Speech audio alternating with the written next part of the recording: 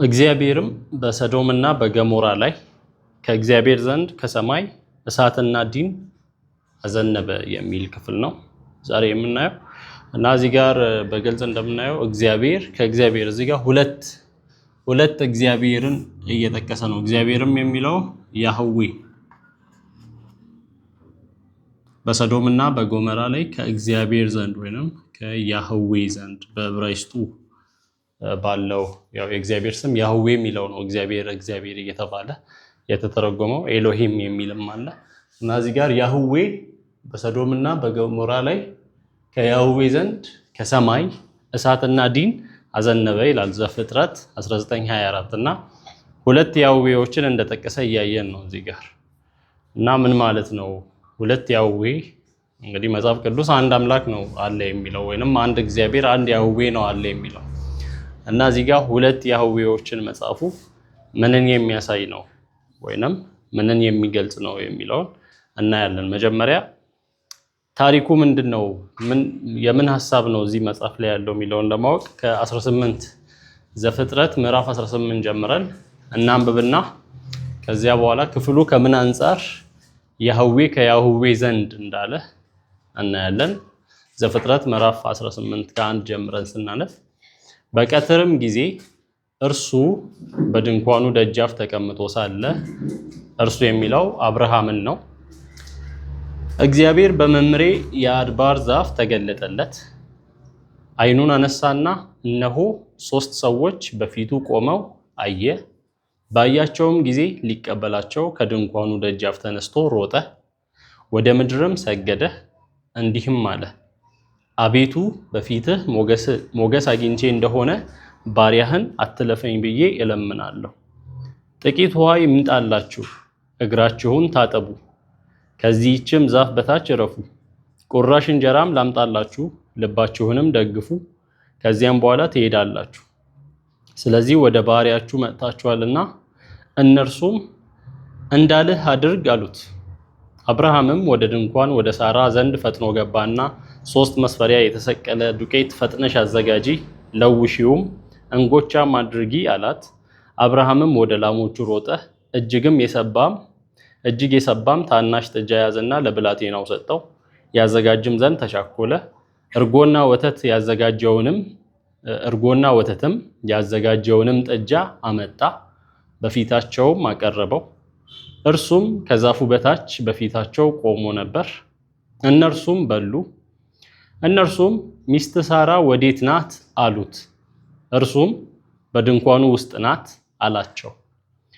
እርሱም የዛሬ ዓመት እንደ ዛሬው ጊዜ ወደ አንተ እመለሳለሁ፣ በእውነት እመለሳለሁ፣ ሚስት ሳራም ልጅን ታገኛለች አለ። ሳራም በድንኳን ደጃፍ በስተኋላው ሳለች ይህንን ሰማች። አብርሃምና ሳራ በዕድሜያቸው ሸምግለው ፈጽመው አርጅተው ነበር። በሴቶች የሚሆነውም ልማድ ከሳራ ተቋርጦ ነበር። ሳራም በልቧ እንዲህ ስትል ሳቀች፣ ካረጀው በኋላ በውኑ ፍትወት ይሆንልኛልን? ጌታዬም ፈጽሞ ሸምግሏል። እግዚአብሔርም አብርሃምን አለው፣ ካረጀው በኋላ በውኑ እወልዳለሁን ስትል ሳራ ለምን ሳቀች? በውኑ ለእግዚአብሔር የሚሳነው ነገር አለን? የዛሬ ዓመት እንደ ዛሬው ጊዜ ወደ አንተ እመለሳለሁ፣ ሳራም ልጅን ታገኛለች። ሳራም ስለፈራች አልሳኩም ስትል ካደች። እርሱም አይደለም ሳቅሽ እንጂ አላት። ሰዎቹም ከዚያ ተነስተው ወደ ሰዶም አቀኑ። አብርሃምም ሊሸኛቸው አብሯቸው ሄደ። እግዚአብሔርም አለ፣ እኔ የማደርገውን ከአብርሃም እሰውራለሁን? አብርሃም በእውነት ታላቅና ብርቱ ሕዝብ ይሆናልና የምድር አሕዛብም ሁሉ በእርሱ ይባረካሉና። ጽድቅንና ፍርድን በማድረግ የእግዚአብሔርን መንገድ ይጠብቁ ዘንድ ልጆቹንና ከእርሱ በኋላ ቤቱን እንዲያዝ አውቃለሁና። እግዚአብሔርም አለ፣ የሰዶም እና የገሞራ ጩኸት እጅግ በዝቷልና ኃጢአታቸውም እጅግ ከብዳለችና እንግዲህስ ወደ እኔ እንደመጣች እንደ ጩኸቷ አድርገው እንደሆነ ወርጄ አያለሁ፣ እንዲሁም ባይሆን አውቃለሁ። ሰዎቹም ከዚያ ፊታቸውን አቀኑ፣ ወደ ሰዶምም ሄዱ። አብርሃም ግን በእግዚአብሔር ፊት ገና ቆሞ ነበር። አብርሃምም ቀረበ አለም፣ በውኑ ጻድቁን ከኃጢአተኛ ጋር ታጠፋለህን? 50 ጻድቃን በከተማይቱ ውስጥ ቢገኙ በውኑ ሁሉን ታጠፋለህን? ከተማይቱንስ በእርሷ ስለሚገኙ 50 ጻድቃን አትምርምን? ይህ ካንተ ይራቅ። ጻድቁን ከኃጢአተኛ ጋር ትገድል ዘንድ ጻድቁም እንደ ኃጢአተኛ ይሆን ዘንድ እንደዚህ ያለው አድራጎት ካንተ ይራቅ። የምድር ሁሉ ፈራጅ በቅን ፍርድ አይፈርድምን? እግዚአብሔርም በሰዶም በከተማይቱ ውስጥ 50 ጻድቃን ባገኝ ስፍራውን ሁሉ ስለ እነርሱ እምራለሁ አለ። አብርሃምም መለሰ አለም፣ እኔ አፈርና አመድ ስሆን ከጌታዬ ጋር እናገር ዘንድ እነሆ አንድ ጊዜ ጀመርሁ። ከ50 ጻድቃን 5 ቢጎሉ ከተማይቱን ሁሉ በ5ቱ ምክንያት ታጠፋለህን? ከዚያ 45 ባገኝ አላጠፋትም አለ እግዚአብሔር። ደግሞም ተናገረው እንዲህም አለ፣ ምናልባት ከዚያ 40 ቢገኙሳ? እርሱም ለ40ው ስል አላደርገውም አለ። እርሱም ጌታዬ አይቆጣ፣ እኔም እናገራለሁ። ምናልባት ከዚያ 30 ቢገኙሳ አለ። እርሱም ከዚያ 30 ባገኝ አላጠፋም አለ። ደግሞም እነሆ ከጌታዬ ጋር እናገር ዘንድ አንድ ጊዜ ጀመርኩ። ምናልባት ከዚያ 20 ቢገኙሳ አለ። እርሱም ከዚያ 20 ቢገኙ ስለ 20ው አላደርገውም አለ። እርሱም እኔም ደግሞ አንድ ጊዜ ብቻ ብናገር ጌታዬ አይቆጣ፣ ምናልባት ከዚያ 10 ቢገኙሳ አለ። እርሱም ስለ 10ሩ አላጠፋትም አለ። እግዚአብሔርም ከአብርሃም ጋር ንግግሩን በጨረሰ ጊዜ ሄደ። አብርሃምም ወደ ስፍራው ተመለሰ። ወደ 19 ስናልፍ ሁለቱም መላእክት በመሸ ጊዜ ወደ ሰዶም ገቡ። ሎጥም በሰዶም በር ተቀምጦ ነበር። ሎጥም ባያቸው ጊዜ ሊቀበላቸው ተነሳ፣ ፊቱንም ደፍቶ ወደ ምድር ሰገደ። አላቸው፣ ጌቶቼ ሆይ ወደ ባሪያችሁ ቤት አቅኑ፣ ከዚያም እደሩ፣ እግራችሁንም ታጠቡ፣ ነገ ማልዳችሁም መንገዳችሁን ትሄዳላችሁ። እነርሱም በአደባባዩ እናድራለን እንጂ አይሆንም አሉት። እጅግም ዘበዘባቸው። ወደ እርሱም አቀኑ፣ ወደ ቤቱም ገቡ፣ ማዕድ አቀረበላቸው፣ ቂጣንም ጋገረ፣ እነርሱም በሉ። ገናም ሳይተኙ የዚያች ከተማ የሰዶም ሰዎች ከብላቴናው ጀምሮ እስከ ሽማግሌው ድረስ በየስፍራው ያለው ሕዝብ ሁሉ ቤቱን ከበቡት። ሎጥንም ጠርተው እንዲህ አሉት፣ በዚህ ሌሊት ወደ ቤትህ የገቡት ሰዎች ወዴት ናቸው? እናውቃቸው ዘንድ ወደኛ አውጣቸው። ሎጥም ወደ እነርሱ ወደ ደጅ ወጣ፣ መዝጊያውንም በኋላው ዘጋው፣ እንዲህም አለ፣ ወንድሞቼ ሆይ ይህን ክፉ ነገር አታድርጉ። እነሆ ወንድን ያላወቁ 2 ሴቶች ልጆች አሉኝ። እነርሱን ላውጣላችሁ፣ እንደወደዳችሁም አድርጓቸው። በእነዚህ ሰዎች ብቻ ምንም አታድርጉ፣ እነርሱ በጣራዬ ጥላ ስር ገብተዋልና። እነርሱም ወዲያ ሂድ አሉት። ደግሞም እንዲህ አሉ፣ ይህ ሰው በእንግድነት ለመኖር መጣ፣ ፍርዱንም ይፈርድ ዘንድ ይፈልጋል። አሁን በአንተ ከእነርሱ ይልቅ ክፉ እናደርግብሃለን። ሎጥንም እጅግ ተጋፉት፣ የደጁንም መዝጊያ ለመስበር ቀረቡ። ሁለቱም ሰዎች እጃቸውን ዘርግተው ሎጥን ወደ እነርሱ ዘንድ ወደ ቤት አገቡት፣ መዝጊያውንም ዘጉት። በቤቱ ደጃፍ የነበሩትም ሰዎች ከታናሻቸው ጀምሮ እስከ ታላቃቸው ድረስ አሳወሯቸው። ደጃፉንም ለማግኘት ሲፈልጉ ደከሙ። ሁለቱም ሰዎች ሎጥን አሉት፣ ከዚህ ሌላ ማን አለ? አማችም ቢሆን ወንድ ልጅም ቢሆን ወይንም ሴት ልጅ ብትሆን በከተማይቱ ያለህን ሁሉ ከዚህ ስፍራ አስወጣቸው፣ እኛ ይህን ስፍራ እናጠፋለንና ጩኸታቸው በእግዚአብሔር ፊት ትልቅ ሆኗልና እናጠፋውም ዘንድ እግዚአብሔር ሰዶናል። ሎጥም ወጣ፣ ልጆቹን ለሚያገቡት ለአማቾቹም ነገራቸው። አላቸው፣ ተነሱ፣ ከዚህ ስፍራ ውጡ፣ እግዚአብሔር ይችን ከተማ ያጠፋልና። ለአማቾቹ ግን የሚያፌዝባቸው መሰላቸው። ጎህም በቀደደ ጊዜ መላእክት ሎጥን ተነሳ፣ ሚስትህንና ከዚህ ያሉትን 2 ሴቶች ልጆችን ውሰድ፣ በከተማይቱ ኃጢአት እንዳጠፋ እያሉ ያስቸኩሉት ነበር። እርሱም በዘገየ ጊዜ እግዚአብሔር ስላዘነለት እነዚያ ሰዎች የእርሱን እጅ የሚስቱንም እጅ የ2 ሴቶች ልጆችን እጅ ይዘው አወጡትና በከተማይቱ ውጭ አስቀመጡት። ወደ ሜዳም ካወጧቸው በኋላ እንዲህ አለው፣ ራስህን አድን፣ ወደ ኋላ አትይ፣ በዚያም ዙሪያ ሁሉ አትቁም፣ እንዳጠፋም ወደ ተራራው ሸሽተህ አምልጥ። ሎጥም አላቸው፣ ጌቶቼ ሆይ እንዲህስ አይሁን፣ እነሆ ባሪያህ በፊትህ ሞገስን አግኝቷል፣ ነፍሴን ለማዳን ያደረግህልኝን ምህረትም አብዝተሃል። ክፉ እንዳያገኘኝና እንዳልሞት ወደ ተራራ ሸሽቼ አመልጥ ዘንድ አልችልም። እነሆ ይቺ ከተማ ወደ እርሷ ሸሽቶ ለማምለጥ ቅርብ ናት፣ እርሷም ትንሽ ናት። ነፍሴን ለማዳን ወደ እርሷ ሸሽቼ ላምልጥ፣ እርሷም ትንሽ ከተማ አይደለችምን? እርሱም አለው፣ የተናገርካትን ከተማ እንዳላጠፋት እነሆ በዚህ ነገር የለመንከኝን ተቀብያለሁ።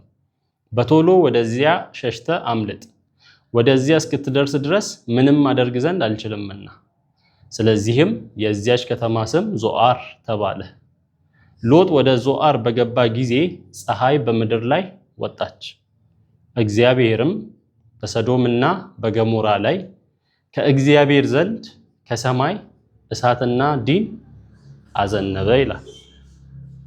እግዚአብሔርም ከማን ዘንድ? ከእግዚአብሔር ዘንድ ምንና ምንን? እሳትና ዲንን በሰዶምና ገሞራ ላይ አዘነበ። ስለዚህ እዚህ ጋር ሁለት እግዚአብሔር ወይ ሁለት ያህዌን ጠቅሶ እያየን ነው በክፍሉ ላይ። አንደኛው ያህዌ የት ነው ያለው? በምድር ላይ ከሰማይ እሳት ያዘነበው ከማን ዘንድ? ከያህዌ ዘንድ ወይ ከእግዚአብሔር ዘንድ ከሰማይ እሳትና ዲንን አዘነበ ይላል። እና በዚህ ጥቅስ ላይ ሁለት አመለካከቶች ያሉትን ነው የምናየው። ሁለት አመለካከቶችን ነው ያገኘሁት። አንደኛው አመለካከት እነዚህ ሶስት ሰዎች አብርሃም ቤት የመጡት ሶስት ሰዎች አንደኛው ያህዌ ሲሆን ወይንም እግዚአብሔር ሲሆን ሁለቱ መላእክት ናቸው። ሁለቱ መላእክት ናቸው ወይንም ኤንጀልስ ናቸው። አንድ ያህዌና ሁለቱ ኤንጀልስ ናቸው የሚል አመለካከት ነው የመጀመሪያው አመለካከት። እና እግዚአብሔር በምዕራፍ 18 ላይ ለአብርሃም በመምሬ የአድባር ዛፍ ስር ተገለጠለት ብሎ ነው አይደል የሚጀምረው። የዘፍጥረት ምዕራፍ 18 ቁጥር 1 እና 2ን ስናነብ በቀትርም ጊዜ እርሱ በድንኳኑ ደጃፍ ተቀምጦ ሳለ እግዚአብሔር በመምሬ የአድባር ዛፍ ተገለጠለት። ለማን? ለአብርሃም እግዚአብሔር ተገለጠለት ይላል። ስለዚህ እግዚአብሔር ተገለጠለት ስለሚል በአካል ከተገለጡት ከሶስቱ ሰዎች ቢያንስ አንዱ ማን ነው ማለት ነው? እግዚአብሔር ነው ወይንም ያህዌ ነው። ያህዌ የሚለውን ነው እዚህ ጋር በአማርኛው እግዚአብሔር እያለ የተረጎመው፣ በዕብራይስጡ ያህዌ የሚለውን ነው። ቁጥር 2 ላይ አይኑን አነሳና እነሆ 3 ሰዎች በፊቱ ቆመው አየ። አብርሃም ባያቸውም ጊዜ ሊቀበላቸው ከድንኳኑ ደጃፍ ተነስቶ ሮጠ፣ ወደ ምድርም ሰገደ ይላል። ስለዚህ እነዚህ 3 ሰዎች ተብለዋል። ስንት ሰዎች ናቸው ያሉት? 3 ምኖች? 3 ሰዎች። 3 ሰዎች ጀስት እንደ ሰው ናቸው የመጡት። እንደ ሰው ነው። እንደ ሰው ይበላሉ፣ በኋላ ገብተው ይበላሉ፣ ያወራሉ። ከአብርሃም ጋር ተጉዘዋል፣ ወክ አድርገዋል። እግራቸውን እንዲታጠቡ ውሃ አቅርቦላቸዋል አብርሃም። ስለዚህ የሚነኩ የሚዳሰሱ ናቸው ማለት ነው እንደ ሰው። ስንት ሰዎች ናቸው? 3 ሰዎች። እና ቁጥር 4 ላይ ባለው መሰረት ጥቂት ውሃ ይምጣላችሁ፣ እግራችሁን ታጠቡ፣ ከዚህም ዛፍ በታች እረፉ እንዳለው አብርሃም ከያህዌ ጋር ተመገበ። አሁን እንዳልኳችሁ እግዚአብሔር ተገለጠለት ነው የሚለው። ስለዚህ ከሶስቱ ቢያንስ አንዱ ማን ነው ማለት ነው? አምላክ ነው። ለአብርሃም የተገለጠለት ያህዌ ነው። ስለዚህ ያህዌ ከተገለጠለት አብርሃም ከያህዌ ጋር ምን አድርጓል? ምግብ ተመግቧል። ያህዌም ልጅን እንደሚሰጠውና በእርሱ አሕዛብ እንደሚባረኩ የገባውን ቃል ለአብርሃም ደገመለት። ለአብርሃም እግዚአብሔር ልጅን እሰጥሃለሁ ያለው ቀድሞም ነው፣ ቆይቷል። ይሄ አሁን በ99 ዓመቱ የሆነ ታሪክ ነው። እዚህ ጋር መጥቶ የሚለው ምንድነው? የዛሬ ዓመት ሳራ ልጅን ትወልዳለች። የዛሬ ዓመት ማለት አብርሃም ልጅን ያገኘው በስንት ዓመቱ? በ100 ዓመቱ ነው። በ100 ዓመቱ ነው እና ይሄ 99 ዓመቱ ላይ የሆነ ያለ ታሪክ ነው። ስለዚህ ሲነግረው ነበር ከ75 ዓመቱ ጀምሮ ነው በ75 ዓመቱ ነው እኔ ወደማሳይ ምድር ውጣ ያለው፣ እባርክሃለሁ፣ ብዙ ህዝብ አደርግሃለሁ ያለው። ስለዚህ በ75 ዓመቱ የገባለት ቃል ነው። አሁን 99 ደርሷል። ስለዚህ ለረጅም ጊዜ ሲነግር የነበረውን ቃል ዛሬም እንደገና ድጋሚ ነገረው ነው ለአብርሃም።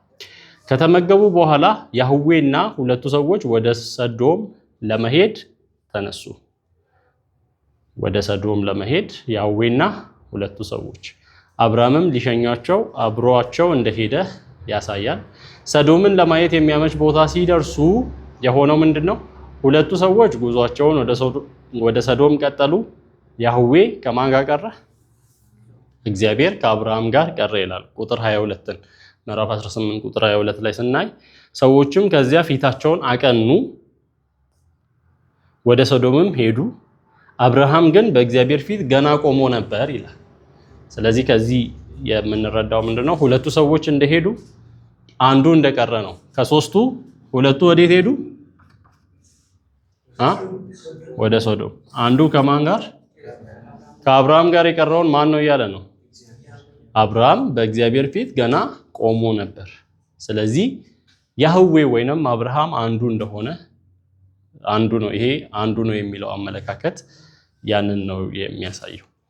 ስለዚህ እዛ ጋር ቆመው ምን እያደረገ ነበር ሲባል እግዚአብሔር ሰዶምንና ገሞራን ሊያጠፋ መሆኑን አብርሃም ሲያውቅ ያደረገው ምንድነው? ከእግዚአብሔር ጋር መከራከር ጀመረ። እንደዚህ አይሁን፣ አይጥፉ ስለ ሰዶም። ለምንድን ነው ስለ ሰዶም እንደዛ እየተከራከረ ያለው? ሎጥ የት ነው የሚኖረው? ሰዶም ላይ ነው። ሰዶም ላይ ስለሚኖር ሰዶም ማለት እንግዲህ በኃጢአት ምክንያት በርኩሰት የተጨማለቀች ሀገር ነው የሆነችው። እንደውም በኢትዮጵያ ግብረ ሰዶም ይባላል። ግብረ ሰዶም ማለት ግብር ማለት ስራ ነው። ሰዶም ማለት የሰዶማውያን አይነት ስራ እንደማለት ነው። ሰዶማውያን የተመሳሳይ ግንኙነትን ያደርጉ ነበር፣ የተመሳሳይ ጾታ ግንኙነት እና እንደዛ አይነት ርኩሰት ይሰሩ ነበር። እነዚህ መላእክቶቹ ሁለቱ መላእክቶች ያው በሰው መልክ ነው የሄዱት። ሲሄዱ እነሱን አውጣለን ከነሱ ጋር እንገናኛለን ብለው እንዳስቸገሩ ምዕራፍ 19 ላይ እናነባለን። ለዛ ነው ግብረ ሰዶም የተባለው። ስለዚህ ሁለቱ ሰዎች ወደ ሰዶም ሄዱ። አብርሃም እዚህ ጋር ከእግዚአብሔር ጋር ቆሞ ይከራከር ነበር። አታጥፋ፣ 50 ሰዎች ቢኖሩ ታጠፋለህ ወይ? እግዚአብሔርም 50 ሰዎች ጻድቃንን እንዴት ከኃጢአተኛ ጋር ታጠፋለህ? በትክክል እግዚአብሔር እንግዲህ ጻድቅ ነው። እዚህ ክፍልም ላይ ያወራል። ጻድቅ ነው፣ እውነተኛ የሆነው እግዚአብሔር፣ ጻድቅ የሆነው እግዚአብሔር እንዴት እንዲህ አይነት ትክክለኛ ፍርድ እንዴት አይፈርድም? እግዚአብሔር ጻድቅ እያለ እንዴት ጻድቅ ይጠፋል ከኃጢአተኛው ጋር እያለ ይከራከራል አብርሃም። እና እግዚአብሔር የሚለው 50 ሰው ቢኖር አላጠፋም ነው ያለው። እሺ 40 ቢገኝስ? 40 ሰው ቢኖር አላጠፋም። 30 ቢገኝስ? 20 ቢገኝስ? 10 ቢገኝስ እያለ 10 ሰው 10 ጻድቅ ቢኖር አላጠፋም። ከዛ መናገሩን እንደተወ እናያለን። ምናልባት እግዚአብሔር ይህንን የመልጃ ጸሎት ሰምቶ ነው ሎጥንም ያዳነው የሚባል አመለካከት አለ። ስለዚህ ከተከራከረ በኋላ እግዚአብሔር አብርሃም ወደ ቤቱ ተመለሰ፣ እግዚአብሔርም ሄደ ይላል። ቁጥር 33 ዘፍጥረት ምዕራፍ 18 ቁጥር 33 እግዚአብሔርም ከአብርሃም ጋር ንግግሩን በጨረሰ ጊዜ ሄደ፣ አብርሃምም ወደ ስፍራው ተመለሰ። ስለዚህ በምዕራፍ 18 ላይ ከያህዌ ጋር የነበሩት ሁለቱ ሰዎች ተብለው ተጠርተዋል። ሁለቱ ሰዎች ብለዋል። በ18 ላይ ሁለት ሰዎች ብሏቸው ነበር። በምዕራፍ 19 ግን ምን ይላቸዋል? 19 ቁጥር 1 ሲጀምር መላእክት ይላቸዋል። መላእክት ተብለዋል። መላእክት የሚለው የዕብራይስጡ እዛ ጋር ከዕብራይስጥ ነው አይደል? ብሉይ ኪዳን የተተረጎመው ኦሪጂናል ቋንቋውን ስናይ ማላኪምስ ነው የሚለው። ማላኪም የሚል ነው። ማላኪም ማለት ቀጥታን ትርጉም ስንወስድ መልእክተኛ ማለት ነው። ማላኪም ወይንም ይሄ ፕሉራል ሲሆን ነው ማላኪም፣ ሲንጉላር ሲሆን ደግሞ ማላክ። የዕብራይስጡ ማላክ ወይንም ማላኪም፣ ለብዙ ሲሆን ማላኪም መልእክተኞች ማለት ነው። ሲንጉላር ሲሆን ደግሞ ምንድነው? ማላክ። እና መልአክ የሚለው ከሱ የተወሰደ ይመስላል። እና ብዙ ጊዜ እንደዚህ በአማርኛ የሌሉ ወጣ ያሉ ቃላትን ቀጥታ የአማርኛው መጽሐፍ ቅዱስ ከኦሪጂናል ቋንቋው ነው የወሰደውና ማላክ መልእክተኛ ማለት ነው። መልእክተኛ ሲባል የትኛውም አይነት ሊሆን ይችላል። ሰው ሊሆን ይችላል፣ መላእክት መንፈሳዊ አካላት ሊሆኑ ይችላሉ፣ ወይንም ደግሞ ያልተፈጠረ አካልም ሊሆን ይችላል። ወይንም ፍጡር ያልሆነ ሲባል ኢየሱስ መንፈስ ቅዱስ ፍጡር ናቸው፣ እንደዛ ሊሆን ይችላል። እሱን ከታች እናያለን። ኦሪጂናል እንትኑ ማላክ የሚል ነው። ስለዚህ እዚህ ጋር መላእክትም አንዳንድ ትርጉሞች መላእክት ይላሉ፣ አንዳንድ ትርጉሞች ደግሞ ሰዎች ብለው ተርጉመዋል። እና ጀስት ሐሳቡ መልእክተኞች ናቸው ነው ክፍሉ ላይ ያለው። እና በግሪኩ ደግሞ ይሄ መላእክት ወይንም መልአክ የሚለው በግሪኩ ኤንጀሎስ የሚል ሲሆን የእንግሊዘኛው ኤንጅል ነው በእንግሊዘኛ መልአክ። እና የእንግሊዘኛው ከግሪኩ ነው የወሰደው፣ ኤንጀሎስ ከሚለው የተወሰደ ነው። እና የእንግሊዘኛው ኤንጅል ሲል ወይንም መልአክ ሲል ክንፍ ያላቸው መንፈሳዊ አካላት የሚል ነው የሚታሰበው። ነገር ግን ትርጉሙ መልእክተኛ ማለት ነው። ሰው ሊሆን ይችላል፣ መንፈሳዊ አካልም ሊሆን ይችላል እንደ መላእክት እና ሌላም ሊሆን ይችላል። ዞሮ ዞሮ ምንድነው የሚያሳየው? መልእክተኛ የሆነ መልእክትን የሚያደርስ አካል እንደሆነ ነው የሚያሳየው። ስለዚህ ዘፍጥረት 19:1 እና 2 ላይ ስናይ ምንድነው የተባሉት? ሁለቱ መላእክት በመሸ ጊዜ ወደ ሰዶም ገቡ። ሎጥም በሰዶም በር ተቀምጦ ነበር። ሎጥም ባያቸው ጊዜ ሊቀበላቸው ተነሳ፣ ፊቱንም ደፍቶ ወደ ምድር ሰገደ አላቸው። እንግዲህ ወደ ምድር ሰገደ ሲል ታዲያ ለመላእክት ይሰገዳል ወይ የሚል ጥያቄ ሊያስነሳ ይችላል። እዚህ ጋር ሰገደ ሲባል የአምልኮ ስግደት አለ እና ደግሞ በመካከለኛው ምስራቅ የተለመደ የሰላምታ አይነት አለ። ሰገደላቸው ሲል የተለመደ የሰላምታ አይነት አለ ነው እና ወደኛ ሀገር አልተለመደማ። እንደዚህ ዝቅ ምናምን እንላለን፣ ሰላም ነው አይነት ነገር እንላለን። ግን በኢትዮጵያም ነበር። ወደ ኋላ ወደ 50 ወደ 100 ዓመት ስንመለስ ነገስታት ሲመጡ ሰዎች ይንበረከኩ ነበር። ተንበርክከው ተደፍተው ነገስታቱ እስኪያልፉ ድረስ ይንበረከኩ ነበር። ይሄ የሚያሳየው አክብሮትን ለነሱ ያላቸውን አክብሮት እንጂ አምልኮን አያሳይም። ስለዚህ እዚህ ጋር ባውዳውን አደረገ ሲባል በዛ ባህል የተለመደ አብርሃምም ተደፍቶ ሰግዶ ነው አይደል የተቀበላቸው። እዚህም ሎጥም ተመሳሳዩን ሲያደርግ እናያለን። ተደፍቶ ሰግዶ እና በእንግሊዘኛው ባውዳውን ይለዋል። ባው አደረገ። ባው ማለት እንደዚህ መስገድን የሚያሳይ ነው። ግን የአምልኮ በሚሆንበት ጊዜ ግን ወርሺፕ ነው የሚለው። ለምሳሌ ለኢየሱስ ክርስቶስ ሰብአ ሰገል መጥተው ስጦታ አምጥተው ምን አድርገውለታል? ሰግደውለታል። በሰገዱለት ጊዜ ለኢየሱስ ክርስቶስ የሚለው ወርሺፕ አደረጉ እንጂ ባውዳውን አደረጉ አይደለም። ወርሺፕ ማለት አምልኮን ነው የሚያሳየው። አምልኮ የሚቀርበው ለማን ብቻ ነው? ለአምላክ ብቻ ነው አምልኮ የሚቀርበው። ስለዚህ ወርሺፕ እንዳደረጉት እናያለን።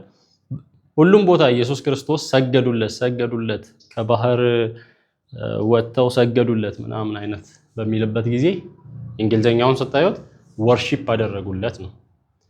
ለሌሎች ለሰው የተደረገ አብርሃም እዚህ ጋር ብቻ ሳይሆን ሌላ ንጉስ ፊትም ሰግዷል። ዳዊት ለሳኦል ሰገደለት ሲል እናያለን።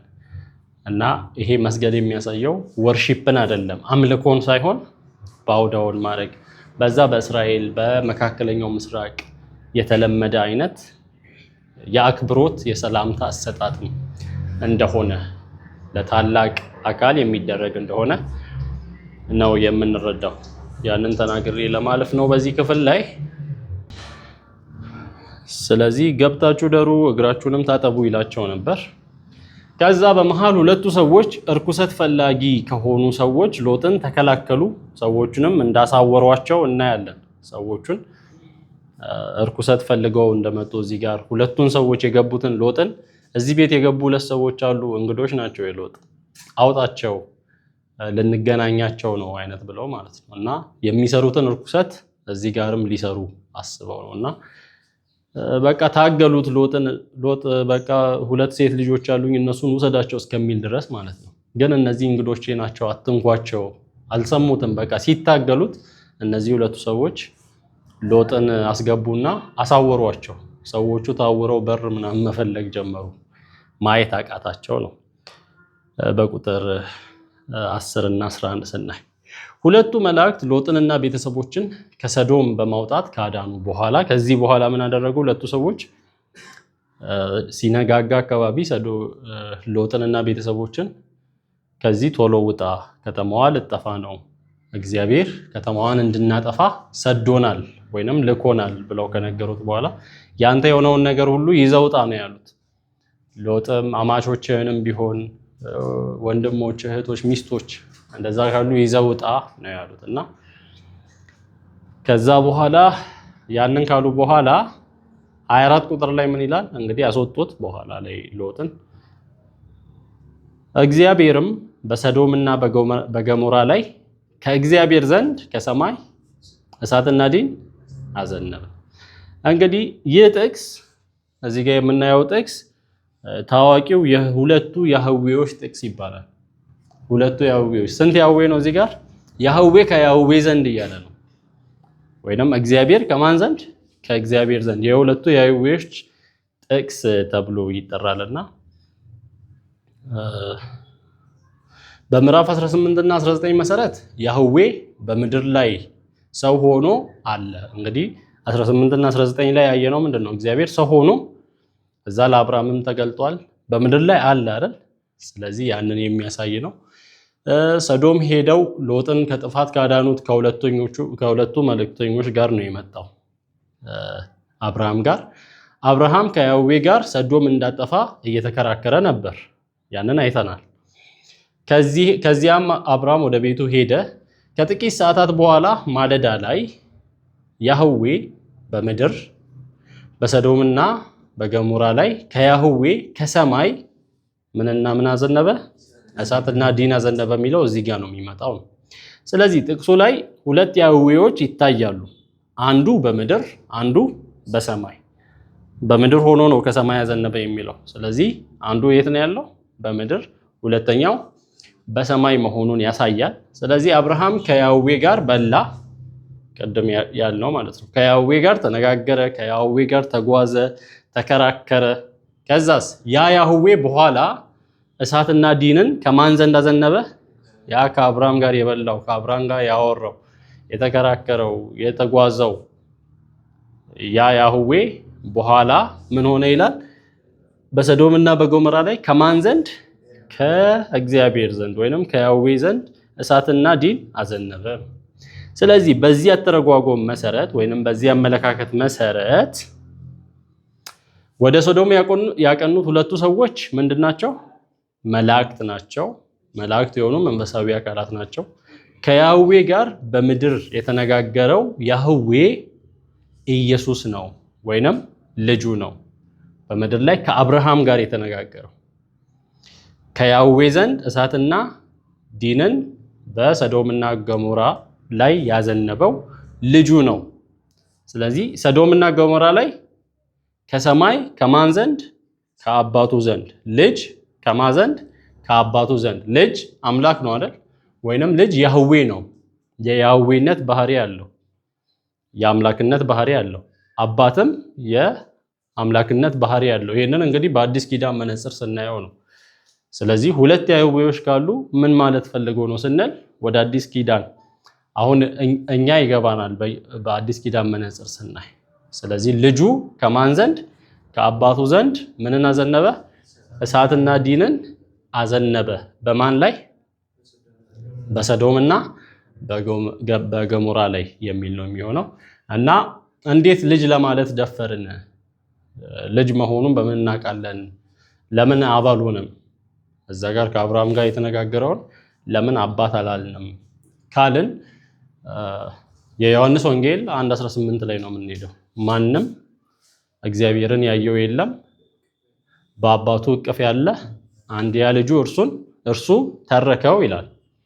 አንድያ ልጁ የሆነው አምላክ ነው አይደል የሚለው።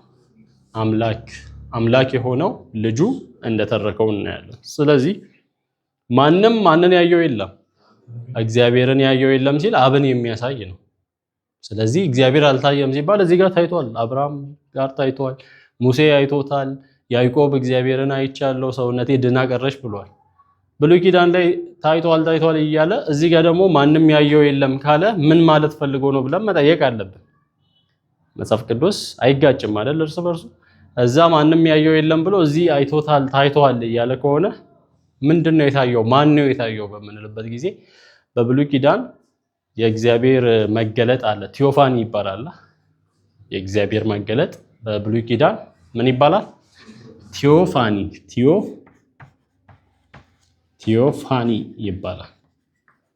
ስለዚህ በብሉይ ኪዳን እየተገለጠ የነበረው ማን ነው? ልጁ ነው፣ ኢየሱስ ክርስቶስ ነው። አብ ስላልታየ አብን ያየው ማንም ስለሌለ፣ ስለዚህ ሲገለጥ የነበረው አምላክ አለ፣ እየታየ ያለ አምላክ አለ። እዚህ ጋርም ከእግዚአብሔር ጋር አብሮ እንዳሳለፈ ያወራል። ስለዚህ ያ አብ ሊሆን አይችልም፣ አብን ማንም ያየው የለም ስለሚል መጽሐፍ ቅዱስ። ስለዚህ ኢየሱስ ነው የምንለው በዛ ምክንያት ነው። እና እንደዚህ አይነት ጥቅሶች ብሉይ ኪዳን ላይ አሉ ወይ? የሁለቱ የያህዌዎች መገለጥ ብሉይ ኪዳን ላይ አለ ወይ? ስለዚህ ክፍል ሌሎች ብሉይ ኪዳን ላይ ያሉ ክፍሎች ምን ይላሉ ብለን ስናነብ አሞጽ 4:11ን ሄደን ስናነብ አሞጽ 4:11 ላይ የትንቢተ ኤርሚያስ 50:40 ላይ ትንቢተ ኢሳያስ 13:17 ላይ እንዲህ ይላል።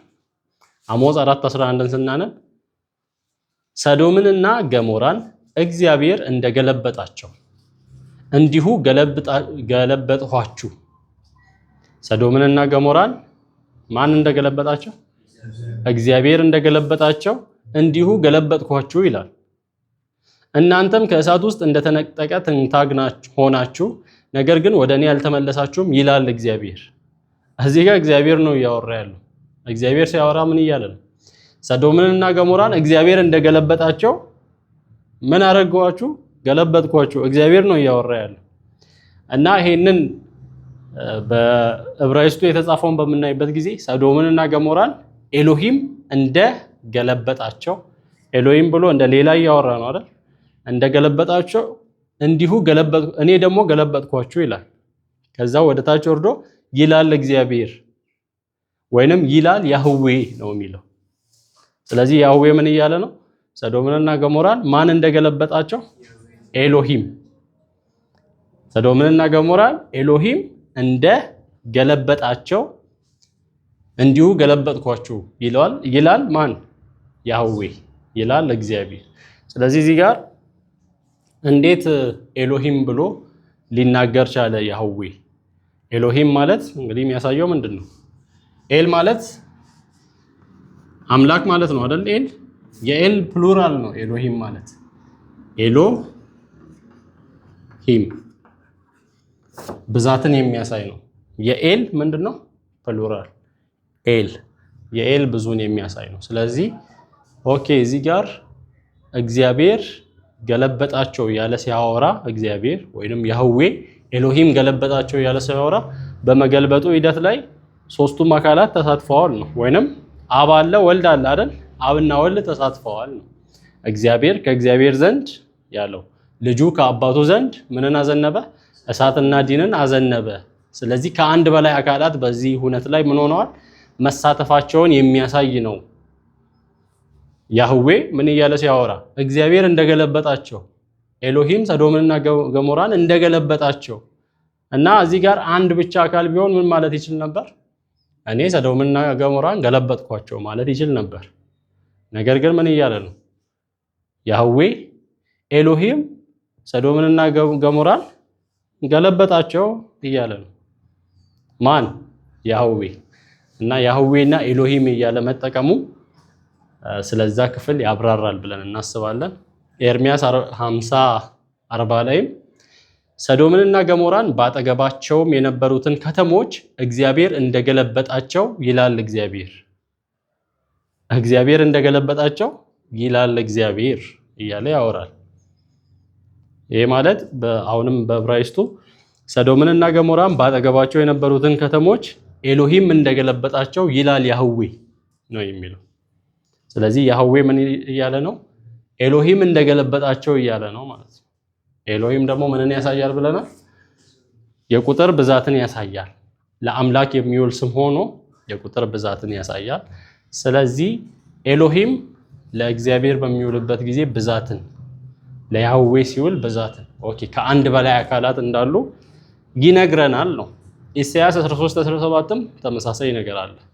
እነሆ ብር የማይሹትን ወርቅም የማያምራቸውን ሜዶናውያንን በላያቸው አስነሳለሁ። ተናጋሪው አሁንም ያህዌ ነው፣ እግዚአብሔር ነው ተናጋሪው። ከዛ 19 ላይ እግዚአብሔርም ሰዶምንና ገሞራን ባፈረሰ ጊዜ ይላል። እግዚአብሔር ራሱ እየተናገረ ምን ይላል? እግዚአብሔርም ሰዶምንና ገሞራን ባፈረሰ ጊዜ።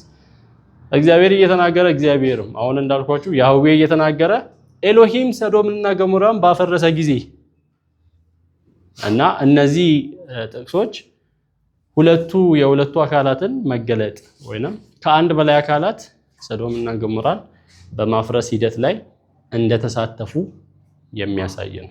19:24 ላይ ያለው እግዚአብሔር በሰዶምና በገሞራ ላይ ወይም ያህዌ ማለት ነው ከእግዚአብሔር ዘንድ እሳትንና ድንን አዘነበ። አሁን ለምሳሌ አበበ በሰዶምና በገሞራ ላይ ከአበበ ዘንድ ከሰማይ እሳትና ድን ዘነበ ካለን አረፍተ ነገሩ ሴም ነው። ያው ስም ቀየርን እንጂ ዘሴም የማይሆንበት ሁኔታ አለ። እንዴት? አበበ ከአበበ ዘንድ እሳትና ዲንን አዘነበ ካለን አበበ አንድ ብቻ ከሆነ እንደዛ ማለት አይጠበቅብን። አበበ በምድር ከአበበ ዘንድ ከሰማይ ማለት አይጠበቅብንም ያለው አንድ አካል ብቻ ከሆነ። አሁን እሺ እዛ ጋር ከ የሚለው ቃል በአማርኛ ለምሳሌ ከሱቅ እቃ አምጣልኝ የሆነ ነገር ለማዘዝ የሆነ የሚመጣበትን ቦታ እንገልጻለን። ስለዚህ እዛ ጋር አሁን ከእግዚአብሔር ዘንድ እግዚአብሔር ራሱ ከራሱ ዘንድ እንዳመጣ ይናገርም ጥያቄ ያንን ያስነሳ። እግዚአብሔር ከራሱ አሁን እንዳልኩ ይሄ የሁለት አካላት እንትን ነው የሚያሳየው። አንድ አካል ብቻ ቢሆን እግዚአብሔር ሰዶምና ገሞራን በእሳቱ እንዳጠፋ ከሰማይ እሳትና ዲንን አዝንቦ አጠፋ ማለት ይችላል እግዚአብሔር። እዚህ ጋር ግን እግዚአብሔር ከእግዚአብሔር ዘንድ እያለ ነው። እዚህ ጋር በግልጽ የተቀመጠ ደግሞ በግልጽ ምድር ላይ የተገለጠ እግዚአብሔር አለ። ከአብርሃም ጋር የበላ፣ ከአብርሃም ጋር ያሳለፈ፣ ከአብርሃም ጋር የተከራከረ በምድር ላይ አለ። ኦሬዲ አካል ለብሶ መጥቷል። ከአብርሃም ጋር ቆይቷል። ያ እግዚአብሔር ምን አደረገ? ያ አካል እግዚአብሔር እንደሆነ አውርተናል። ስለዚህ ያ አካል ምን አደረገ እያለ ነው? ከሰማይ ከእግዚአብሔር ዘንድ እያለ ነው። ስለዚህ በግልጽ የሆነ ሁለት ነገር እንዳለ ማየት እንችላለን። በምድር አካል ለብሶ ያለው ከዛ ደግሞ በሰማይ ያለ እግዚአብሔር። ይህንን ወደ አዲስ ኪዳን አምጥተን ስንረዳው ነው የሚገባን። እሺ ያው ክፍሉን ከጠቀስን አይቀር አንድም ጥያቄ አለኝ። ቀደም ሁለቱ ወደ ገሞራ ተሰደው አንዱ ያህዌ ከአብርሃም ጋር እንደቀረ ከአብርሃም ጋር ንግግር እንዳደረገ ነግረሃልና ከዛ አንጻር አሁን እዛ ጋር ሰው እንደሆነ ነው ምግብ የሚበላ የሚጠጣ የሚታጠብ ሰው የሚያደርገውን ተግባር የሚያደርግ እንደሆነ ተምረናል። ልክ እንደዚሁም አሁን እዛን ጋር ያለው ለምሳሌ አብን ያየው የለም ተብሏል። የመጣው ኢየሱስ ክርስቶስ ነው በአዲስ ኪዳን መነጽር ስናየው። ስለዚህ እዛን ጋር ያለው ኢየሱስ ክርስቶስ ሆኖ የተገለጠውና በመስቀል ላይ ለእኛ ስለሞተው ኢየሱስ አንድ ነው? ስጋ አንድ አይደለም። ለምንድን ነው አንድ ማይሆነው? ይሄኛው በመስቀል ላይ የተሰቀለው የለበሰው ስጋ ከማርያም የነሳው ወይንም ከማርያም የወሰደው ነው። ከማርያም ተወልዶ አድጎ እንትን ያለው ነው አይደል? እዚህ ጋር ያለው ግን ጀስት በሰው መልክ ሶስቱም አካላት በሰው መልክ የተገለጡ ናቸው እንጂ ያንን ሰውነት ለብሰው የሚኖሩ አይደለም። ለሰው ታይተው ያንን ስራ ፈጽመው ከዛ እንትን የሚሉ ናቸው እንጂ በሰው መልክ ተገለጡ እንጂ በዛ ሰውነት የሚኖሩ በቀጣይነት የሚያሳልፉ አይደሉም። ስለዚህ በአዲስ ኪዳን ላይ የለበሰው ስጋ ብሉይ ኪዳን ላይ የለበሰው ነው ማለት አንችልም። እዛ ጋር እንትን አላረገም፣ የነሳው ሳይሆን በሰው መልክ የተገለጠው ነው በሚለው በቀላሉ ማለፍ እንችላለን። ይሄ ከማርያም በነሳው ስጋና ደም ነው አሁን ያንን ስጋና ደም ለብሶ አይደል አሁንም ያለው። ያ ማለት ክቡሩ ስጋ ሆኖ ያ ከማርያም የነሳው ስጋና ደም ክቡሩ ስጋ ሆኖ አሁንም ለዘላለም የሚኖረው እንደኛ ሰው ሆኖ ነው። ሰው ሆኖ ከመምጣቱ በፊት ግን የሆነ ስጋ አልነበረውም የሚኖርበት ነው። ግልጽ ነው አይደል? እና እዛ ጋር ሲገለጥ ግን ያንን ስጋ ለበሰ የሚል ነው። የመጀመሪያው ጥያቄ አሁን ስትናገር ከማርያም የወሰደው ስጋ ክቡር ስጋ ሆኖ ነው እያልክ ነበር። ሆኖ ነው ወይስ ተለውጦ ነው? አይ ሞቶ ከተነሳ በኋላ ክቡሩን ስጋ ለብሶ ነው የተቀመጠው። ስለዚህ ተለውጦ ነው እንጂ ሆኖ አይደለም። እንለወጣለን አይደል የሚለው 18 ላይ አብርሃም ጋር የሄዱት 3 ሰዎች ናቸው። 19 ላይ የሎጥን ስናይ 2 ነው። ያ እግዚአብሔር አብርሃም ጋር ቀረ ይላል 18 ላይ። ከዛ ሁለቱ ከሎጥ ጋር ንግግር ካደረጉ በኋላ 19:24 ላይ እግዚአብሔርም ከእግዚአብሔር ዘንድ ይላል። ያ ከአብርሃም ጋር ንግግር ያደረገው እግዚአብሔር ከነሱ ጋር አልነበረም። እንዴት እግዚአብሔር ከእግዚአብሔር ዘንድ ተባለ? መላእክት ነው ያሉት፣ ሁለቱም መላእክት ነው ሎጥ ጋር ያሉት እና እግዚአብሔር ከእግዚአብሔር ዘንድ እሳትና ዲንን አዘነበ ብለው መላእክት ባሉበት ነው። መላእክት ነው ደግሞ ያጠፉት ሶዶምና ጎሞራ እና እንዴት እግዚአብሔር ተለይቶ ሄደ ይላል አይደል? ከአብርሃም ተለይቶ ሄደ ሲል ወደ ሰዶም ገባ ማለት ነው ብሎ ነው ይሄኛው አመለካከት የሚያስበው። ስለዚህ ወደ ሰዶም ሄዶ ከሰማይ ከእግዚአብሔር ዘንድ እሳትንና ዲንን አዘነበ የሚለው ክሬዲቱን ለዚህኛው እግዚአብሔር ለተባለው አካል ነው የሚሰጠው እንጂ እዛው አብርሃም ጋር አልቆየም፣ ተለይቶ ሄዷል። ሎጥ ጋር የምናየው 2 መላእክት 2 ሰዎችን ነው። ቤት ሲያስገቡም ከከተማ ሲያወጡም 2ቱን ነው የምናየው። ያንን 2ቱ ሰዎች እንደዛ ካደረጉ በኋላ እዚህ 24 ላይ ሲደርስ እግዚአብሔር በምድር ከእግዚአብሔር ዘንድ ከሰማይ የሚለው ይሄኛው አመለካከት ይሄንን የሚያሳይ ነው ብሎ ያምናል። ይሄኛው አመለካከት ሁለተኛው አመለካከትን ደግሞ አሳያለሁ። ቅድም አብን ያየ የለም ብለህ እያወራ ነበራ እና ኢየሱስ ክርስቶስ ራሱ ሲያወራ እኔን ያየ አብን አይቷል ብሎ ሲያወራ ነበር እና ከዚህ ጋር አይጋጭም ወይ? አይጋጭም። እኔን ያየ አብን አየ ማለት ኢየሱስ አብን ፐርፌክትሊ አሳይቶታል ነው። አብን ማወቅ ከፈለክ ኢየሱስን ማየት በቂ ነው እንደማለት ነው። ማንም እግዚአብሔርን ያየው ማንም የለም፣ በአባቱ እቅፍ ያለው አንድያ ልጁ እርሱ ተረከው አይደል የሚለው። መተረክ ምንድነው ሲባል ከመጽሐፍ አንፃር እንረዳለን። መጽሐፍ እኔ እዚህ ጋር ቁጭ ብዬ አንተ እዛኛው ክፍል ሆነ መጽሐፍን የሆነ መጽሐፍ በስርዓት ባነብልህ አንተ ያንን መጽሐፍ ባትነካውም መጽሐፉን ገልጠ ባታነበውም እንዳነበብክ ነው የሚቆጠረው። እያንዳንዱን ነገር እኔ የኔ አነባበብ ነው የሚወስነው። እየተንተባተብኩ ካነበብኩ በስርዓት ተርኬላለሁ ማለት ይከብዳል። መጽሐፉንም ይዘሃል ማለት ይከብዳል። ግልጽ ባለ መንገድ ብተርክልህ ግን መጽሐፉን እንዳነበብኩ ታውቀዋለህ። በቃ ማንበብ ማለት ዋናው ማወቅ ነው አይደል? ነገሩን መያዝ ነውና ሙሉ ነገሩን ታውቀዋለህ፣ ትይዘዋለህ። ኢየሱስ እግዚአብሔርን ምንም ሳያስቀር ነው የተረከው አብን። ያ ማለት የአብ ፍቅር ምን ያህል ነው ማየት ከፈለክ ኢየሱስ ላይ ነው የምታየው። አብ ምን አይነት ባህሪ ያለው ኢየሱስ ነኝ። አብ ምን አይነት ነው ኢየሱስ ነኝ። የክብሩ መንጸባረቅ ይለዋል አይደል? የመለኮት እንደዛ አይነት የሚል አለ ጢሞቴዎስ ላይ የመለኮት የክብሩ መንጸባረቅ እና በቃ ኢሜጅ ይለዋል፣ ምስል ይለዋል፣ የመለኮት ምስል እና ታየዋለህ ነው። ኢየሱስን ስታይ አብን ታየዋለህ። ኢየሱስ ላይ 100% አብን ታየዋለህ። ያ ማለት ግን ኢየሱስ አብ ሆኖ ሳይሆን አብን በሙላት ማሳየት ስለቻለ ከሚል አንፃር ነው። እሺ ሌላኛው ጥያቄ 18 ላይ ሎጥም አላቸው ጌቶች ሆይ እንዲህ ሳይሆን እነሆ ባሪያዬ በፊትህ ሞገስን አግኝቷል፣ ለማዳን ያደረገልኝንም ምሕረትንም አብዝተሃል፣ ክፉ እንዳያገኘኝና እንዳልሞት ወደ ተራራ ሸሽቼ አመልጥ ዘንድ አልችልም። አሁን እዚህ ጋር ምን ይላል? ሞገስን አገኝ ባሪያዬ በፊትም ሞገስን ለጌቶቹ እየነገረ ለሁለቱ ሰዎች ማለት ነው። ጌቶች ብሎ እየጠራ ማለት ነው። እንዲህስ አይሁን እነሆ ባሪያዬ በፊትህ ሞገስን አግኝቷል። ባሪያው ራሱን ነው ራሱን ሞገስን አግኝቷል። ነፍሴን ለማዳን ያደረገህልኝ ምህረትንም አብዝተሃል።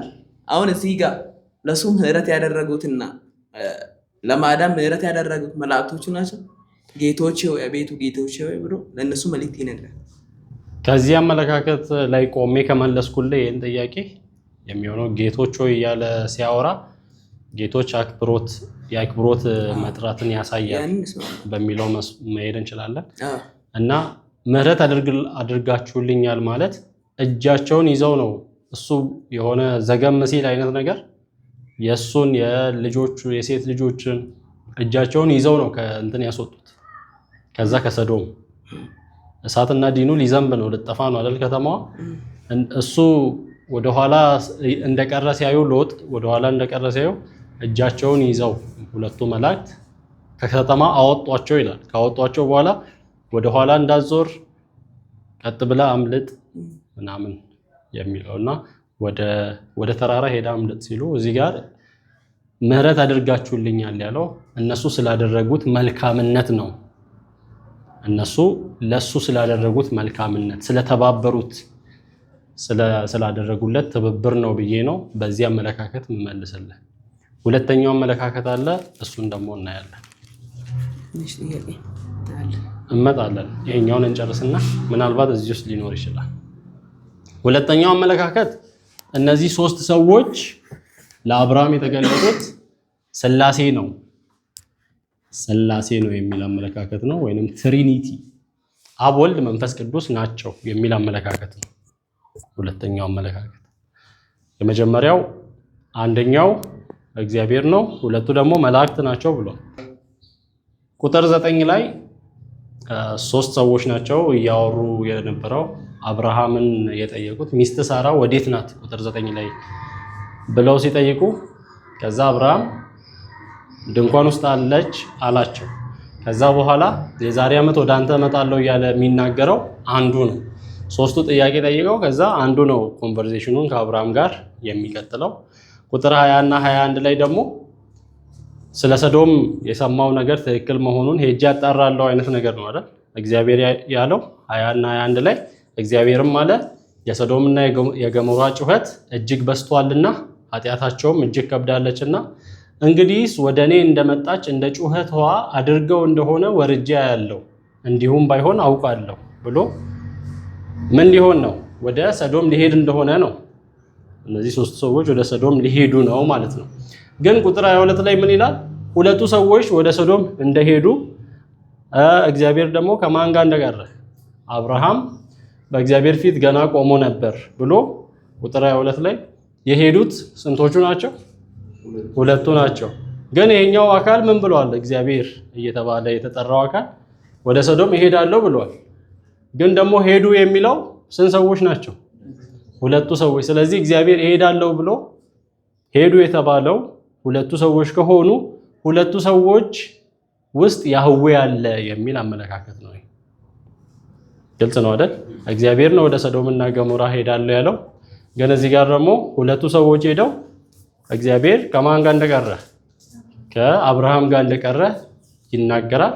ስለዚህ ወደ ሰዶምና ገሞራ ይሄዳለሁ ብሎ ሳይሄድ እንዴት ይቀራል? አይቀርም። ስለዚህ የሄዱት ሁለቱ ሰዎች ያህዌ ናቸው ወይንም አምላክ ናቸው እግዚአብሔር ናቸው ብሎ ነው ይሄኛው አመለካከት የሚያስበው አንደኛው ነጥብ የሚያነሳው። እና ምዕራፍ 19ን ደግሞ ስንጀምር በዕብራይስጡ ምንድነው የሚለው? መላእክት ነው አይደል የተባለው? በዕብራይስጡ ምንድነው ብያችኋለሁ? ማላኪም። ማላኪም ማለት መልእክተኞች ምን ሊሆኑ ይችላሉ? ሰው ሊሆን ይችላል መልእክተኛ፣ መላእክት ሊሆኑ ይችላሉ፣ ያልተፈጠሩ ሰዎች፣ ያልተፈጠሩ ቢንግስ ሊሆኑ ይችላሉ። ወይንም ያልተፈጠሩ ስንል ፍጡር ያልሆኑ ስንል ወልድ መንፈስ ቅዱስ ፍጡር አይደሉም። ግን ደግሞ እግዚአብሔር እንደላካቸው የዮሐንስ ወንጌል ላይ ይህንን ማስረጃ ማየት እንችላለን። የዮሐንስ ወንጌል 8:42 አባቴ ልኮኛል ብሏል ኢየሱስ። የዮሐንስ ወንጌል 14:26 እግዚአብሔር የሚልክላችሁ መንፈስ ቅዱስ ብሏል። ስለዚህ ከዛ አንፃር እንደምን ማየት እንችላለን? እንደ መልእክተኛ። ከዛ አንፃር እንደ መልእክተኛ የተቆጠሩት ወልድና መንፈስ ቅዱስ ናቸው የሚል ነው ይሄ አመለካከት። ሶስቱ ሰዎች ምንድናቸው እያለን ነው? ሥላሴ ናቸው እያለን ነው። ሥላሴ ማለት አብ፣ ወልድ፣ መንፈስ ቅዱስ ናቸው እያለን ስለሆነ ነው ይሄ አመለካከት። ስለዚህ ምዕራፍ 19ን ስንጀምር በዕብራይስጡ መላኪም ያለው መልእክተኞች፣ እነዚህ ወልድና መንፈስ ቅዱስም ሊሆኑ ይችላሉ ነው። በብሉይ ኪዳን ፍጡር ያልሆነ የእግዚአብሔር መልእክተኛ እናገኛለን። በብሉይ ኪዳን ስንሄድ ፍጡር ያልሆነ ግን የእግዚአብሔር መልእክተኛ የእግዚአብሔር መልአክን እናገኛለን። ለምሳሌ ዘጸአት 23:20 ላይ የእግዚአብሔር መልአክ ይላል አይደል? ዘ ኤንጅል ወይንም ሎርድስ ኤንጅል የእግዚአብሔር መልአክ ማን ነው? ኢየሱስ ነው። ኢየሱስም የሚያሳይ ነው። ከኖርማል መልአክ የተለየ ነው። ከኖርማል መልአክ በተለየ ስግደትን የሚቀበል የሚባርክ፣ እኔ እግዚአብሔር ነኝ እያለ የሚያወራ፣ እንደ እግዚአብሔር የሚያወራ። ስለዚህ መልእክተኛ ነው፣ ግን ደግሞ ምንድነው? ፍጡር ነው እንዴ? ስለዚህ ፍጡር ያልሆነ ግን መልእክተኛ ሊባል ይችላል። እዚህ ጋር ምዕራፍ 19 ላይ በዕብራይስጡ ማላኪም የተባለው መላእክት ብቻ ላይሆኑ ይችላሉ። ምን ሊሆን ይችላል? ሰዎች ሊሆኑ ይችላሉ። ያ ትርጉሙ ለሰዎችም ለወልድ ለመንፈስ ቅዱስም የሚውል አይነት ስለሆነ ወልድና መንፈስ ቅዱስ ሊሆኑ ይችላሉ። ስለዚህ 19:1 ላይ በአማርኛው መላእክት ስላለ ኖርማል መላእክት ብቻ ላይሆኑ ይችላሉ ነው። እይታው እየገባችሁ ነው አመለካከቱ። ምክንያቱም የዕብራይስጡ መላኪም የሚለው ፍጡር ላልሆኑ መልእክተኞችም ሊውል ይችላል በሚል። ስለዚህ ሎጥ በምዕራፍ 19 ላይ ሁለቱን ሰዎች ሲያገኛቸው ልክ አብርሃም እንዳደረገው ምን አደረገላቸው? ሰገደላቸው፣ ጌቶች ብሎ ጠራቸው። እና እዚህ ጋር ጌቶች ብሎ የጠራውን ምን ይላል? ይሄ ያህዌ የሚል ነው። በኦሪጂናል በተጻፈው በዕብራይስጡ መጽሐፍ ያህዌ የሚል ነው። ወደ 20 የሚሆኑ ጥቅሶች በዕብራይስጥ ጻፍቶች ያህዌ የሚሉ ጥቅሶች ወደ አዶናይ ተቀይረዋል፣ ወይንም ጌታ ወደሚል ተቀይረዋል። ከዛም ክፍል ይሄኛው አንደኛው ነው የሚል አመለካከት አይቻለሁ። እና እዚህ ጋር ጌቶች ሆይ ሲል ያህዌ የሚለውን ነው ኦሪጂናሉ የሚያሳየው። ስለዚህ ከዛ አንፃር ከሄደን እነዚህ ሁለቱ ሰዎች ምንድናቸው? ያህዌ ሊሆኑ ነው ማለት ነው፣ ወይንም አምላክ ሊሆኑ ነው የሚል ሐሳብ ነው የሚያስቀምጠው። ምግብ እንዲመገቡ እግራቸውን እንዲታጠቡ እንደ አብርሃም ነው ያደረገው። 19:1 እና 2ን ስናነብ ሁለቱም መላእክት በመሸ ጊዜ ወደ ሰዶም ገቡ፣ ሎጥም በሰዶም በር ተቀምጦ ነበር። ሎጥም ባያቸው ጊዜ ሊቀበላቸው ተነሳ፣ ፊቱንም ደፍቶ ወደ ምድር ሰገደ። አላቸውም ጌቶች ሆይ ወደ ባሪያችሁ ቤት አቅኑ፣ ከዚያም ምደሩ፣ እግራችሁን ታጠቡ፣ ማልዳችሁም መንገዳችሁን ትሄዳላችሁ እንዳለ እናያለን። ወደ ቁጥር 13 ስንመጣ ደግሞ ምዕራፍ 19:13 ሰዎቹ ሰዶምን እንዲያጠፉ እግዚአብሔር ወይንም ያህዌ እንደላካቸው ለሎጥ ነገሩት፣ ሎጥን አዳኑት። ይሄን ቁጥር 13 ላይ ስንደርስ ማን ሰደደን ነው ያሉት? እግዚአብሔር ሰደደን ሰዶምን እንድናጠፋ። ከዛ ሎጥን አዳኑት። ሎጥን ሲያድኑት በሚያድኑበት ጊዜ ቁጥር 16 ላይ እርሱም በዘገየ ጊዜ ሎጥ ቶሎ እንትን አላለም፣ ቶሎ አልወጣም፣ ቶሎ ውጣ ተብሎ አልወጣም። በዘገየ ጊዜ እግዚአብሔር ስላዘነለት እነዚያ ሰዎች የእርሱን እጅ የሚስቱንም እጅ የሁለቱም ሴቶች ልጆች እጅ ይዘው አወጡትና በከተማይቱ ውጪ አስቀመጡት። እጆቻቸውን ይዘው ነው ከሰዶም ያወጧቸው። ማን ስላዘነለት? እግዚአብሔር ስላዘነለት ወይንም የእግዚአብሔር ምሕረት ስላደረገለት ብለን መውሰድ እንችላለን። ቁጥር 16 ላይ ነው እንደዛ የሚለው። ወደ 19 ስንመጣ ደግሞ በቁጥር 16 እግዚአብሔር ለሎጥ እንዳዘነለት ይናገርና 19 ላይ እነሆ ባሪያ፣ እዚህ ጋር ከሁለቱ ሰዎች ለአንዱ ሎጥ ሲነጋገር እነሆ ባሪያ በፊትህ ሞገስ አግኝቷል፣ ነፍሴንም ለማዳን ያደረገልኝን ምሕረትም አብዝተሃል ይላል። ስለዚህ በ19 ላይ ሎጥ ምን እያለ ነው? ሰዎቹን ስለምን እያመሰገነ ነው? ምሕረት ያደረክልኝ አንተ ነህ እያለ ነው አይደል? እዚህ ጋር ያሉትን ሁለት ሰዎች ምህረት ያደረክልኝ አንተ ነህ ብሎ ከላይ እግዚአብሔር ስላዘነለት የሚለውን ለዚህኛው እየሰጠው ነው። ስለዚህ በ19 ላይ ሎጥ ሁለቱን ሰዎች ስለ ምህረታቸው ሲያመሰግን ይታያል። ከሎጥ ጋር አብሮት ያለው ሰው በ21 እና 22 ላይ የሚለውን ተመልከቱ። እርሱም አለው እንግዲህ ሎጥ ምን ብሎ ጠይቋቸዋል? ወደ ተራራው ሄደ ሸሽተ አምልጥ ወደ ኋላ እንዳትዞር ብለውታል። አረ ትንሽ ታገሱ፣ ወደ ተራራው ከሮጥኩ ላልደርስ እችላለሁ፣ ከባድ ነው። ግን እዛ ጋር ታች ከተማ አለች ዞአር የምትባል ወደሷ ልሽሽና ላምልጥ ፍቀዱልኝ እያለ ሲናገራቸው ነበር። ስለዚህ 21 ላይ እርሱም አለው ከሎጥ ጋር የሚያወራው ሰው ነው የሚያወራው የተናገርካትን ከተማ እንዳላጠፋት እነሆ በዚህ ነገር የለመንከኝን ተቀብያለሁ። ወደ ዞአር ላምልጥ ነው አይደል ያለው? በቃ ዞአርን አላጠፋትም ተቀብያለሁ። ስለዚህ ምን ያሳያል? የማጥፋት ስልጣን እንዳለው እዚህ ጋር እናያለን ይሄኛው ሰው።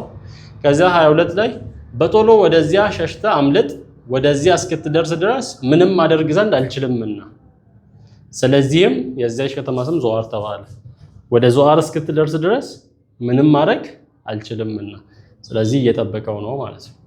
ስለዚህ እያጠፋ ያለው ማን ነው ማለት ነው? እዚህ ጋር ያለው ሰው ነው። ከዛስ ምን ይላል? ሎጥ ዞአር ሲደርስ ከተሞቹን ያጠፋሉ ማለት ነው። ከዚህ በኋላ ነው እንግዲህ ይህ ጥቅስ የሚመጣው ቁጥር 24 ላይ ያለው ምን የሚለው? እግዚአብሔርም በሰዶምና በጎሞራ ላይ ከእግዚአብሔር ዘንድ ምንና ምንን እሳትና ዲን። ስለዚህ እግዚአብሔር የተባለው እዚህ ካሉት ከሁለቱ አካላት አንዱ ነው። እግዚአብሔር የተባለው ከሁለቱ አካላት አንዱ ነው። ከማን ዘንድ? ከእግዚአብሔር ዘንድ። ስለዚህ ስጠቀልለው ይህ አመለካከት ምንድነው የሚለው? በዚህ አተረጓጎም መሰረት ለአብርሃም የተገለጡ ሶስቱ ሰዎች ምንድናቸው? ሥላሴ። ሶስቱም የአምላክነት ባህሪ አላቸው ነው። እዚህ ጋር እሺ መጀመሪያ አብ ከአብርሃም ጋር እየተነጋገረ ቆየ። አብን የሚለው ምንድነው?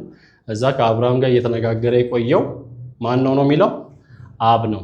ከዛ ከአብርሃም ጋር መነጋገሩን ሲያቆም ምን አደረገ? ተለይቶ ወደ ሰማይ ሄደ ነው። ይሄኛው አመለካከት እየገባችሁ ነው? ከሱ ተለየ፣ ወዴት ሄደ? ወደ ሰማይ ሄደ። ሁለቱ ሰዎች ደግሞ ወዴት ሄዱ? ወደ ሰዶም ሄዱ። ሁለቱ ሰዎች ወልድና መንፈስ ቅዱስ ናቸው ነው። እና ሁለቱ ሰዎች እንደ መልእክተኞች ተብለው መላኪምስ መልእክተኞች ናቸው፣ ወልድና መንፈስ ቅዱስ። ለወልድና ለመንፈስ ቅዱስም መልእክተኛ የሚለው እንደሚውል አይተናል። ወደ ሰዶም ሄዱ። አብ ከአብርሃም ጋር ንግግሩን ሲጨርስ ተለይቶት ወደ ሰማይ ሄደ። አብርሃም ሎጥ እንዳይጠፋ ከእግዚአብሔር ጋር ተከራከረ። ሎጥ ሳይወጣ ሰዶም እንዳጠፋ የአብ ፍቃድ ነበር። እንግዲህ ተከራክሯል ከአብ ጋር። ንግግሩን ሲጨርስ ነው አይደል ከአብርሃም የተለየው። ስለዚህ ሲከራከር የአብ ፍቃድ ሰዶምና ገሞራ እንዳጠፋ ሆነ። ከዛስ ለዚህም ነው ሁለቱ መልእክተኞች ሎጥ ሳይድን ሰዶም እንድጠፋ ያላደረጉት። ስለዚህ ኢየሱስና መንፈስ ቅዱስ ሎጥን ከሰዶም አዳኑት ነው። ከዛስ እዛ ጋር የቆመው አካል ኢየሱስ አላዘንብም እያለ ነው አይደል? አላጠፋትም፣ ወደዛ ሸሽ ብሎ ትእዛዝ ሰጥቶታል። ስለዚህ ወደዛ ከሸሸ በኋላ ምን አደረገ? እግዚአብሔር በሰዶምና በገሞራ ላይ ከእግዚአብሔር ዘንድ እሳትና ዲንን አዘነበ። እግዚአብሔር ከማን ዘንድ? ስለዚህ እዚህ ጋር ያለው ኢየሱስ ነው። ይሄም አመለካከት የሚለው ወይንም ወልድ ነው። ወልድ ከአብ ዘንድ፣ ልጁ ከአባቱ ዘንድ እሳትና ዲንን አዘነበ። ስለዚህ የአመለካከት ሶስቱ አካላት ሥላሴ ናቸው ብሎ የሚያምን ነው። ያኛው አመለካከት ደግሞ አንዱ ለአብርሃም የተገለጠለት አንዱ ኢየሱስ ሲሆን ሁለቱ ደግሞ መላእክት ናቸው የሚል ሐሳብ ነው ያለው። ጨርሰናል። አሁን በዚህ በሁለተኛው አመለካከት ሶስቱ ምድር ላይ እንዳሉ አይተናል እና ከእግዚአብሔር ዘንድ ከሰማይ የሚለው ነገር ለምን አስፈለገ? ሶስቱም ምድር ላይ ነው ያሉት።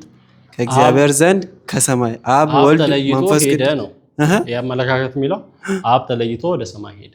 ኦኬ ሄደ። ከአብርሃም ጋር የቆየው አብ ነበር። ከአብርሃም ጋር የቆየው አብ ነበር። ሁለቱ ወደ ሰዶም ሄዱ፣ ወልድና መንፈስ ቅዱስ። አብ ወደ ሰማይ ተለይቶ ሄደ። ወልድና መንፈስ ቅዱስ ምድር ላይ ያሉ እንትን አሁን በዚህ አመለካከት ላይ ሶስቱንም መካድ ምድር ላይ ነው እያየን ያለ ነው። አብርሃም ጋር ስገለጥ አብም ወልድም መንፈስ ቅዱስም አንድ ላይ። ስለዚህ ሰማይ ላይ ማንም የለም። ሶስቱም መካድ ወደ ምድር ወርደዋል ነው በዚህ አመለካከት።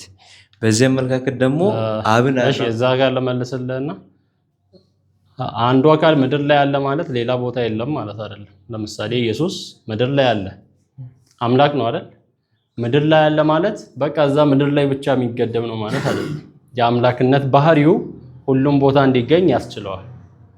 ሲጀመር የአምላክ ባህሪ ነው በአንድ ጊዜ በሁሉ ቦታ መገኘት። የሆነ መገደብ የለብንም። እሺ፣ ግን እዚህ ጋር አካላቱ እንዳሉ የሚያሳይ ነው። አብን ያየም ዮሐንስ ወንጌል ላይ ባለው ጥቅስ ይጋጫል። እግዚአብሔርን ያለየ ማንም የለም ስል በግሪኩ አብን ያለየ ማንም የለም በቅፎ ያለ አምላክ የሆነ ልጁ እሱ ገልጠን ነው። እንደዛ ከሆነ አብርሃም አብን አይቷል። ለምን አብን ያየ ማንም የለም ተባለ? እሺ፣ ለዛ ጥያቄ የአመለካከት ምን እንደሚመልስ አላውቅም። እኔ አሁን አመለካከቱን ያቀረብኩላችሁ። እኔም የበለጠ የሚያስማማኝ የመጀመሪያው ነው። አንደኛው አካል አብ ነው ማለት አንደኛው አካል ያህዌ ነው ወይንም ኢየሱስ ነው። ሁለቱ አካላት ደግሞ መላእክት ናቸው የሚለው እሱ ነው ትንሽ ለኔ የሚያስኬደው እና ያለውን አመለካከት ነው ያቀረብኩላችሁ። እና ይሄ አመለካከት ለዚህ ጥያቄ ምን ምላሽ ይሰጣል የሚለው የአመለካከት እኛ የምናምነው አይደለም።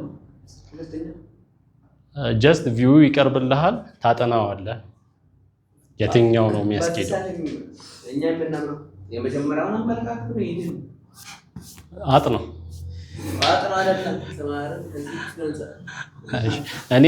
ለእኔ የሚያስኬደው አብ የመጀመሪያው አመለካከት ነው። ኢየሱስ ክርስቶስ ነው። ሁለቱ መላእክት አንደኛው ያህዌ ነው ኢየሱስ ነው። ሁለቱ መላእክት ናቸው የሚለው ያስኬዳል ለኔ።